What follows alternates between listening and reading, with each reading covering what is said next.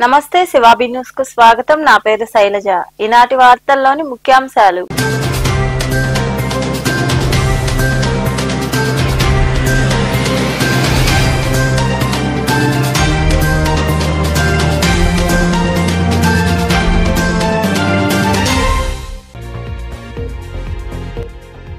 పంటలు నిల్వ చేసుకునేందుకు గోదాముల నిర్మాణానికి కృషి.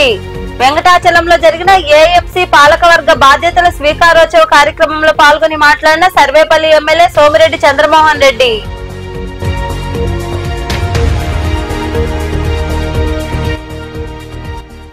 మోదీ పాలనలో ఎన్నికల సంఘం కూడా ప్రధానిని వెనకేసుకొస్తోంది. సూలూరుపేట పట్టణంలో ప్రారంభమైన సిపిఐ మహాసభల్లో పాల్గొని కేంద్ర ప్రభుత్వంపై తీవ్ర విమర్శలు చేసిన సిపిఐ జాతీయ కార్యదర్శి నారాయణ.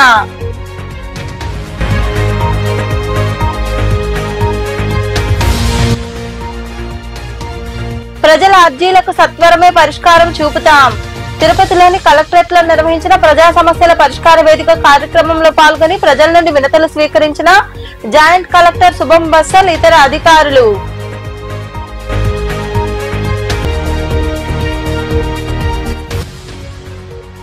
భీమలింగేశ్వరుడికి వైభవంగా అభిషేకాలు. గూడూరు మండలం పాలచెర్ల గ్రామంలో కొలువై ఉన్న శ్రీ భీమలింగేశ్వర స్వామి దేవాలయంలో జరిగిన విశేష పూజల్లో పాల్గొని స్వామివారిని దర్శించుకున్న భక్తులు. రైతులు పండించిన పంట నిల్వ కోసం ఏఎంసీ ద్వారా గోదాముల నిర్మాణానికి కృషి చేస్తామని సర్వేపల్లి ఎమ్మెల్యే సోమిరెడ్డి చంద్రమోహన్ రెడ్డి అన్నారు. వెంకటాచలంలోని కార్యాలయంలో జరిగిన ఏఎంసీ పాలకవర్గ బాధ్యతల స్వీకరణ కార్యక్రమంలో ఆయన పాల్గొని మాట్లాడారు. వెంకటాచలంలోని కార్యాలయంలో సర్వేపల్లి ఏఎంసీ పాలకవర్గ బాధ్యతల స్వీకరణ కార్యక్రమం ఘనంగా జరిగింది. ఏఎంసీ చైర్మన్ గా గాలి రామకృష్ణారెడ్డి, వైస్ చైర్పర్సన్ గా అరుణమ్మతో పాటు డైరెక్టర్లు బాధ్యతలు స్వీకరించారు. ఈ కార్యక్రమానికి హాజరైన సర్వేపల్లి ఎమ్మెల్యే సోమిరెడ్డి చంద్రమోహన్ రెడ్డి వారిని అభినందించారు. నూతన పాలకవర్గ ప్రతినిధులకు నాయకులు తదితరులు పూలమాలలు వేసి శాలువాలు కప్పి సత్కరించారు. ఈ సందర్భంగా ఏర్పాటు చేసిన సమావేశంలో ఎమ్మెల్యే సోమిరెడ్డి చంద్రమోహన్ రెడ్డి మాట్లాడుతూ సెస్ వసూలు ద్వారా గతేడాది సర్వేపల్లి ఏఎంసీకి 2,30,00,000 రూపాయల ఆదాయం వచ్చిందన్నారు. 2% లెక్కన వేసుకుంటే పుట్టుకి 380 రూపాయలు అవుతుందని తెలిపారు. సెస్ వసూలు ద్వారా వచ్చిన ఆదాయంతో పొలాల మధ్య రైతులకు అవసరమైన బాటలు, డొంకలు బాగు చేసుకోవచ్చని, కూటమి ప్రభుత్వం వచ్చాక సర్వేపల్లికి 2,70,00,000 అంచనాలతో పలు పనులు ప్రతిపాదించామని పేర్కొన్నారు. ప్రభుత్వం, ప్రజాప్రతినిధులు, అధికారులు ఇలా ఎవరైనా సరే రైతు ప్రయోజనాలపై ప్రత్యేక దృష్టి సారించాలని ఆయన వివరించారు.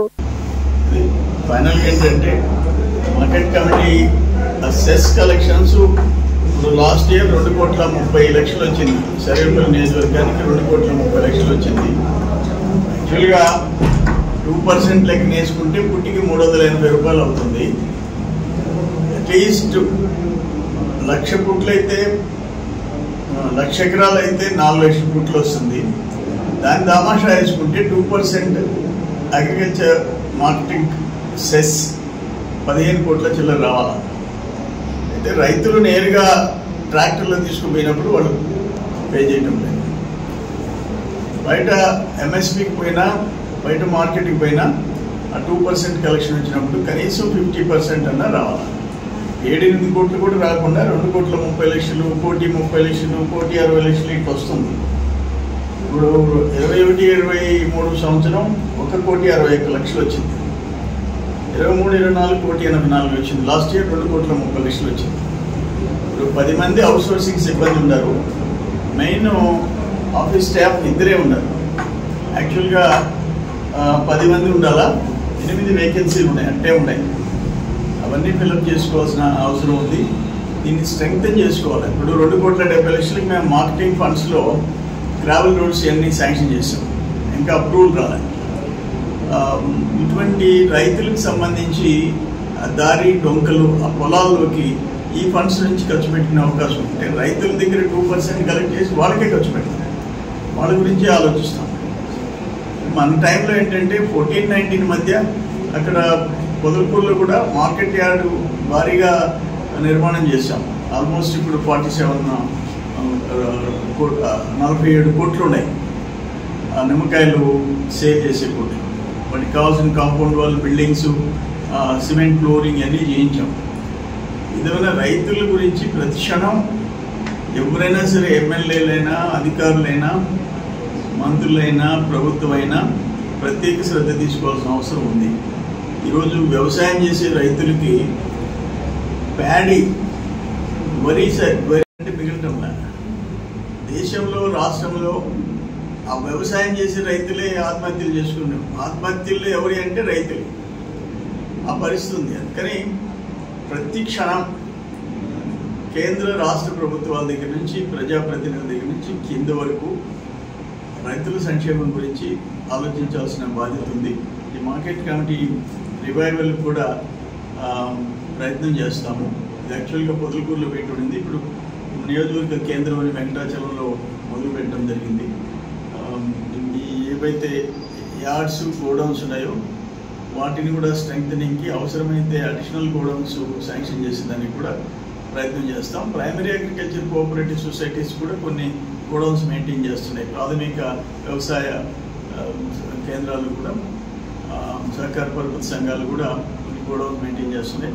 వాట్ ఎవర్ పండిన పంట వాడు స్టాక్ చేసుకోవాలా, మంచి రేటు వచ్చినప్పుడు అమ్ముకునే అవకాశం రైతులందరికీ కల్పించాల్సిన బాధ్యత కూడా చైర్మన్ గారు.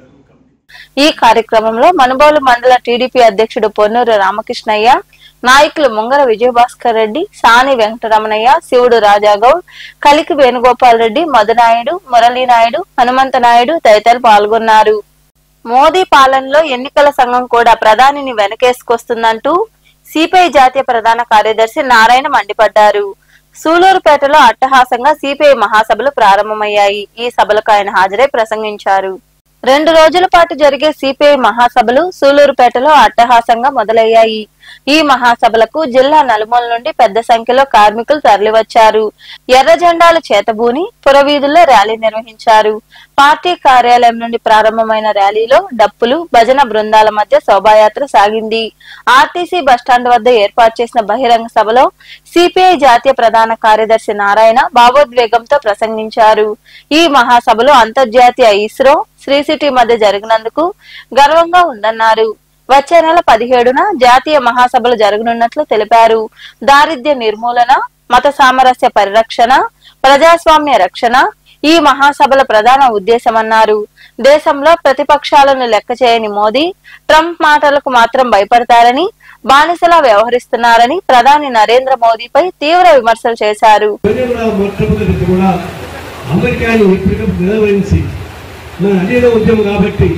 మేము నీకు నమ్మని చెప్పుకుంటే అతను నమ్మేవాడు కాదు, అతను బతికించేవాడు కాదు. ఇప్పుడు మోడీ భయం పోయింది. భారతదేశాన్ని ఆడుకోవాలని చూస్తున్నాడు. ఇది భారతదేశ ప్రజానీకానికి, సామాన్య ఉద్యోగస్తులకి, పరిశ్రమలకి, ఉత్పత్తి సాధనానికి, రైతాంగ విధానానికి మొత్తం నష్టం వచ్చే ప్రభావం ఉంది. అందుకని మోడీ, నువ్వు ట్రంప్కు బానిస ఇవ్వడం మాకు అభ్యంతరం ఉంది, కానీ నువ్వు బానిసత్వం నుంచి ఇక్కడ ప్రజానీకాన్ని మొత్తం ధ్వంసం చేస్తా ఉన్నావు.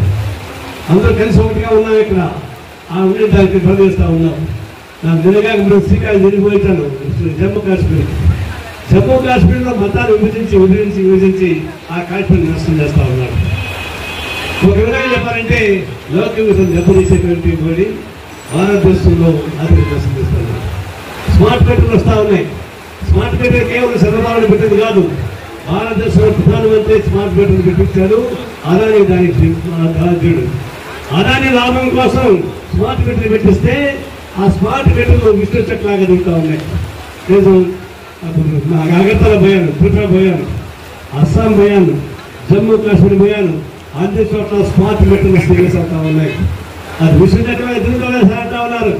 కానీ దేశం మొత్తం స్మార్ట్ మీటర్లకు వ్యతిరేకంగా కమ్యూనిస్ట్ పార్టీ తిరుగుబాటు పోవడం సాగిస్తుంది. ఎక్కడ పెడితే అక్కడ స్మార్ట్ మీటర్ ధ్వంసం చేయమని చూపిస్తాను. జాతీయ స్థాయిలో జరిగింది. అదే మనకున్నటువంటి సమస్యలు వస్తూ ఉన్నాయి. ఇవన్నీ కూడా పరిష్కారం చేయడానికి మనం ఐక్యంగా కమ్యూనిస్ట్ పార్టీ బలోపేతం చేయడం ద్వారానే సాధ్యమవుతుంది. కమ్యూనిస్ట్ పార్టీ బలోపేతం చేయడానికి ఈ మహిళా ప్రభుత్వాన్ని పేరు కూడా సమాజం జరుగుతుంది. అంటే నాయకత్వం ఎన్నుకోండి, విధులు సాగించండి. చిత్తూరు జిల్లా, తిరుపతి జిల్లా ఒకటే ఉంటుంది. విడిగా ఉన్నా కూడా ఐక్యంగా సాగించాల్సింది. అక్కడనే భూపాలు జరుగుతూ ఉన్నాయి. ఈ కార్యక్రమంలో పార్టీ రాష్ట్ర జిల్లా నాయకులు పాల్గొన్నారు. తిరుపతిలోని కలెక్టరేట్ లో సోమవారం ప్రజా సమస్యల పరిష్కార వేదిక కార్యక్రమం జరిగింది. ఈ కార్యక్రమానికి హాజరైన జేసీ శుభం బన్సల్ ఇతర శాఖల అధికారులు వివిధ ప్రాంతాల నుండి వచ్చిన ప్రజల నుండి అర్జీలు స్వీకరించారు. వారి సమస్యలు ఆలకించారు. వీలైనంత త్వరితగతిన ఆయా శాఖల అధికారుల ద్వారా సమస్యలు పరిష్కరిస్తామని జేసీ శుభం బన్సల్ బాధితులకు భరోసా ఇచ్చారు.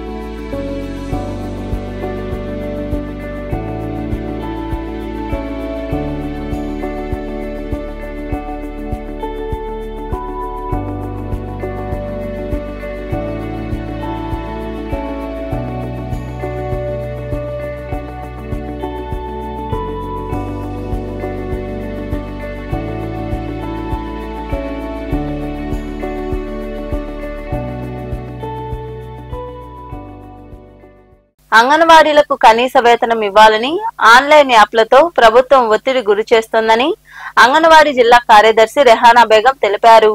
నెల్లూరు జిల్లా వెంకటాచలం ఐసిడిఎస్ ప్రాజెక్టు కార్యాలయం వద్ద అంగన్వాడీ కార్యకర్తలు ధర్నా నిర్వహించారు. ఈ సందర్భంగా ఆమె మాట్లాడుతూ ఫోన్లలో యాప్లు సరిగ్గా పనిచేయడం లేదని, ఈ విషయాన్ని గత 15 రోజుల క్రితమే అధికారులకు చెప్పామన్నారు. కొత్త ఫోన్లు ఇస్తామని గత 6 నెలలుగా ప్రభుత్వం చెబుతూ కాలయాపన చేస్తున్నారని వివరించారు. ఈ ధర్నా కార్యక్రమంలో వెంకటాచలం ప్రాజెక్టు కార్యదర్శి సుగుణమ్మ, అధ్యక్షురాలు లక్ష్మీకాంతమ్మ, సిఐటియు జిల్లా కార్యదర్శి గోగుల శ్రీనివాసులు, మండల కార్యదర్శి ఎరగాళ్లయ్య తదితరులు పాల్గొన్నారు. Anganwadi workers and helpers union తరఫున అంగన్వాడీలకి 2022లో ఇచ్చిన ఫోన్లు ఇప్పుడు ఉన్నటువంటి దాదాపు 3 రకాల 4 రకాల యాప్లకు సపోర్ట్ చేయకుండా ఆ ఫోన్లు పనిచేయడం లేదు. ఇది ప్రభుత్వానికి కానీ అట్లాగే డైరెక్టర్ గారికి, కమిషనర్ గారికి, నెల్లూరు జిల్లా కలెక్టర్ గారికి, పీడీ గారికి అందరూ కూడా తెలియజేస్తున్నాము. మీరు ఇచ్చేటటువంటి యాప్ల పని ఈ ఫోన్లలో పని చేయలేకపోతున్నాము. కాబట్టి ఈ ఫోన్లన్నీ కూడా మేము తిరిగి ఇచ్చేస్తామని చెప్పి దాదాపు 15 రోజుల ముందుగానే మేము రాష్ట్ర వ్యాప్తంగా అర్జీలు ఇచ్చాము. అదేవిధంగా పీడీ గారిని కూడా కలిసి తెలియజేయడం జరిగింది. వారు చెప్పింది ఒకటే మాట, రాష్ట్రం అంతా ఇచ్చే పని అయితే మీరు కూడా ఇచ్చేసేయండి అమ్మా నెల్లూరు జిల్లాలో, అంతేగాని సపరేట్గా కార్యక్రమాలు మాత్రం వద్దు అని అన్నారు. మేమేం తెలియజేస్తున్నామంటే రాష్ట్ర వ్యాప్తంగా ఈ పని చేయని ఫోన్లన్నీ కూడాను ప్రభుత్వానికి ఇచ్చేస్తా ఉన్నాం. 6 నెలల నుంచి టెండర్లు పిలుచున్నాము, కొత్త ఫోన్లు ఇస్తాము, కొత్త ట్యాబులు ఇస్తాము అని ప్రభుత్వం చెప్పి మోసం చేస్తూ ఉంది తప్ప ఈ రోజు వరకు ఫోన్లు ఇవ్వలేదు. కాబట్టి మా లబ్ధిదారులు ఫోటోలు తీయాలన్నా, సెంటర్కి వచ్చిన పిల్లలకు ఫోటోలు తీయాలన్నా, మేము సెంటర్కి వెళ్ళినప్పుడు ఇన్ను అవుట్ పెట్టాలన్నా కూడాను ఈ ఫోన్లలో పనిచేయటం లేదు. అట్లాగే మేమందరం కూడాను ఎఫ్ఆర్ఎస్ని వ్యతిరేకిస్తున్నాము. ఈ ఫోన్లు మార్చి కొత్త ఇస్తే మాత్రమే కాదు, మాకు ఈ ఫోన్లలో పని చేయాలంటే కనీస వేతనం 26,000 రూపాయలు తప్పనిసరిగా ఇవ్వాలి. లేదు 26,000 ఇవ్వలేకపోతే తెలంగాణ గవర్నమెంట్. తమిళనాడులో జరిగిన రోడ్డు ప్రమాదంలో అన్నమయ్య జిల్లా పీలేరు మాజీ సర్పంచ్ హుమయూన్ మరో 2 మృతి చెందారు. ఈ మేరకు పోలీసులు కేసు నమోదు చేసి దర్యాప్తు చేస్తున్నారు. అన్నమయ్య జిల్లా పీలేరు మాజీ సర్పంచ్ హుమయూన్ వారి కుమారుడు, తమ్ముడు కలిసి చెన్నైలోని ఆసుపత్రిలో చూపించుకునేందుకు కారులో వెళ్తున్నారు. తమిళనాడు తిరుత్తని ప్రాంతంలో సోమవారం వేకువజామున భారీ వాహనం కారును ఢీకొంది. ఈ ప్రమాదంలో పీలేరుకు చెందిన ఒకే కుటుంబంలోని హుమయూన్, అతని కుమారుడు, సోదరుడు అక్కడికక్కడే మృతి చెందారు. ఈ మేరకు పోలీసులు పూర్తి వివరాలు సేకరిస్తున్నారు. రాపూర్లోని సంఘమిత్ర కార్యాలయంలో మండల సమైక్య సమావేశం జరిగింది. చిన్న అటవీ ఉత్పత్తులు, క్లస్టర్ స్థాయిలో ఉత్పత్తులు సేకరించే వారిని గుర్తించి వారికి ఆర్థిక పరమైన, సాంకేతిక పరమైన సేవలు అందించడం జరుగుతుందని ఎల్హెచ్ మధుసూదన్, ఏపీఎం నాగేంద్ర ప్రసాద్ తదితరులు తెలిపారు. స్కీమ్ల ద్వారా కూడా ఆదాయాభివృద్ధి కోసం రుణాలు అందించడం జరుగుతుందని వారు వివరించారు. ఈ కార్యక్రమంలో దుర్గా శ్రీనివాస్, చంద్రశేఖర్ తదితరులు పాల్గొన్నారు. వాస్తవంలో ఉన్న రేటు కన్నా తక్కువ కొని ఆ జీసీసీ వాళ్ళు లాభపడతా వచ్చారు. మీకు ఇచ్చేది. ఈ జరిగే క్రమంలో ఏం చేశారు, మన డిపార్ట్మెంట్ నుంచి అప్పుడున్న సిఇఓ గారు విజయ్ కుమార్ గారు అని ఒక ఆయన పెద్ద ఆయన ఉండేవారు. ఆయనకి ఎస్టీలు అంటే అమితమైన ప్రేమ. మనం ఎందుకు ఎంటర్ కాకూడదని చెప్పి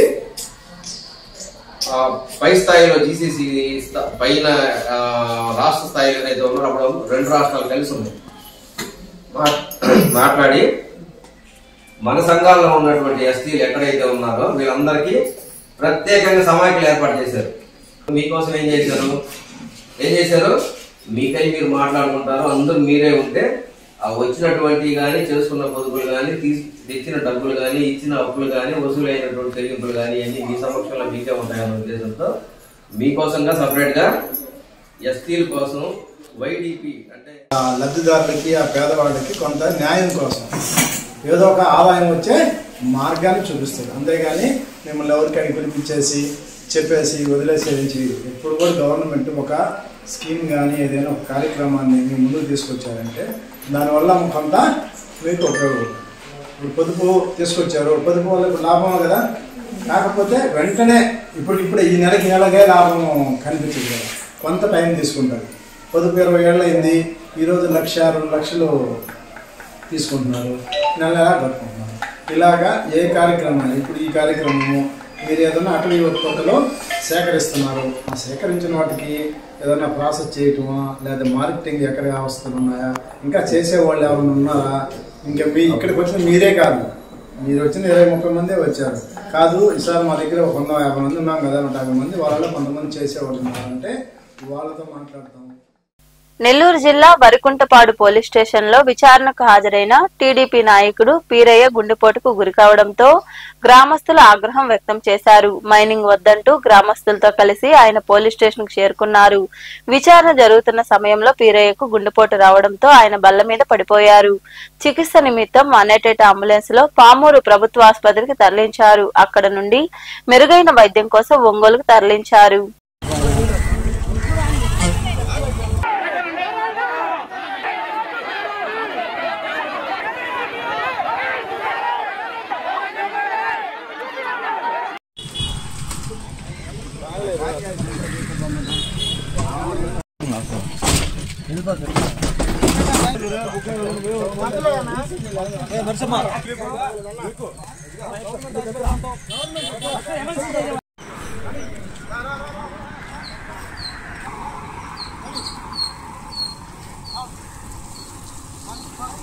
తిరుమల శ్రీవారిని సోమవారం ఉదయం విఐపి విరామ సమయంలో ఒడిశా గవర్నర్ డాక్టర్ ఖమ్మంపాటి హరిబాబు దర్శించుకున్నారు. దర్శనం అనంతరం రంగనాయక మండపంలో వారికి అర్చకులు వేద ఆశీర్వచనం పలికి తీర్థ ప్రసాదాలు అందజేశారు. ఈ కార్యక్రమంలో టీటీడీ ఏఈఓ వెంకయ్య చౌదరి, బోర్డు సభ్యులు భానుప్రకాష్ రెడ్డి పాల్గొన్నారు.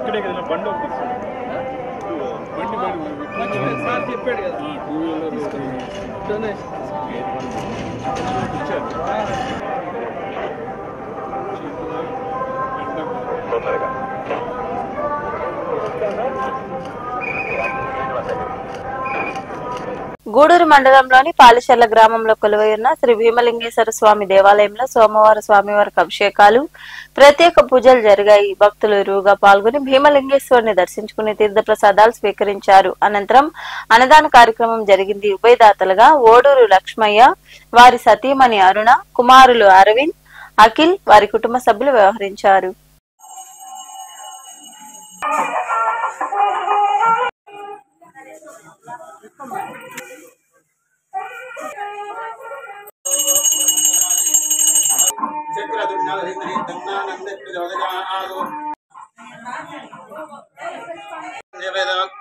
సువర్ణ దివ్య మంత్ర పుష్పాంజలిమర్పయామి.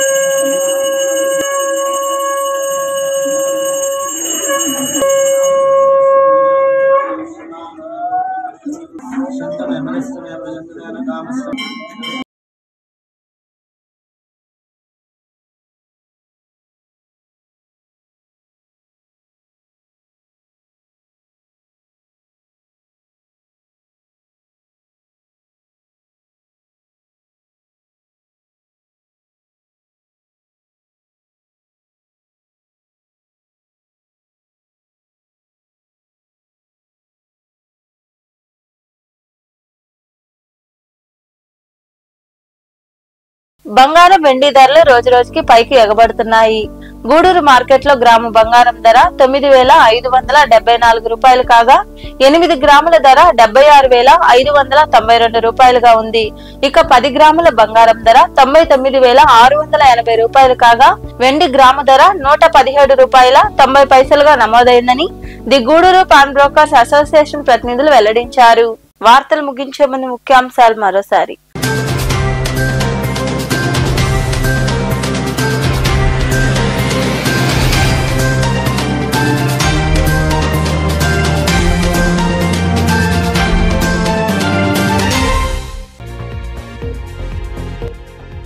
పంటలు నిల్వ చేసుకునేందుకు గోదాముల నిర్మాణానికి కృషి. వెంకటాచలంలో జరిగిన ఏఎంసీ పాలకవర్గ బాధ్యతల స్వీకారోత్సవ కార్యక్రమంలో పాల్గొని మాట్లాడిన సర్వేపల్లి ఎమ్మెల్యే సోమిరెడ్డి చంద్రమోహన్ రెడ్డి.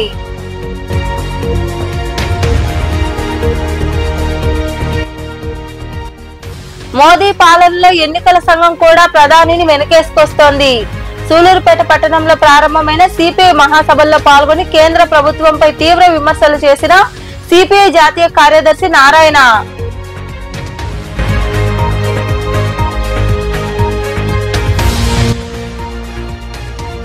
ప్రజల అర్జీలకు సత్వరమే పరిష్కారం చూపుతాం. తిరుపతిలోని కలెక్టరేట్ లో నిర్వహించిన ప్రజా సమస్యల పరిష్కార వేదిక కార్యక్రమంలో పాల్గొని ప్రజల నుండి వినతులు స్వీకరించిన జాయింట్ కలెక్టర్ శుభం బస్సల్ ఇతర అధికారులు.